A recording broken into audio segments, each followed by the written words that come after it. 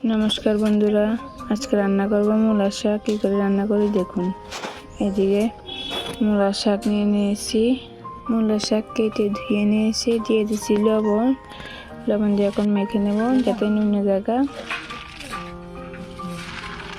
এদিকে মূলার শাক নুনে গেছে, দিয়ে রসুন করে ছুলে নিয়েছি, থেতো করে নেব। মুসুর ডাল কুদুরা সিদ্ধ করে নিয়েছি, হালকা করে সিদ্ধ করে নিয়েছি। দিয়ে আগুন ধরে কড়াই বসাই দিয়েছি, দিয়ে দিতেছি সর্ষের তেল। থেতো রাখা রসুনটি দিয়ে দিব। তেল গরম হয়ে থাকে, দিয়ে দিয়েছি রসুনটা দিয়ে দিয়ে দিতেছি। এদিকে শাকটা রাখছিলাম, শাকটা হালকাতে চিপকা দিয়ে দিতেছি, দিয়ে এগুলো লাগা দিয়ে দিতেছি।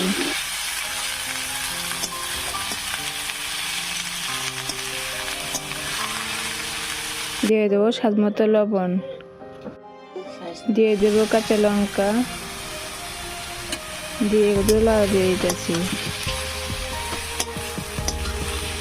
দিয়ে দেবো হলুদ, দিয়ে লাগা দিয়ে দিব।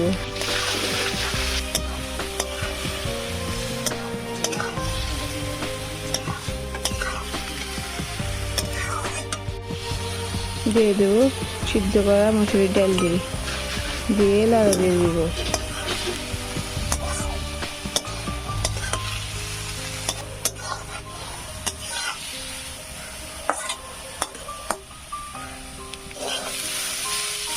দিয়ে মূলার শাক রান্না হয়ে গেছে, নামা নেব।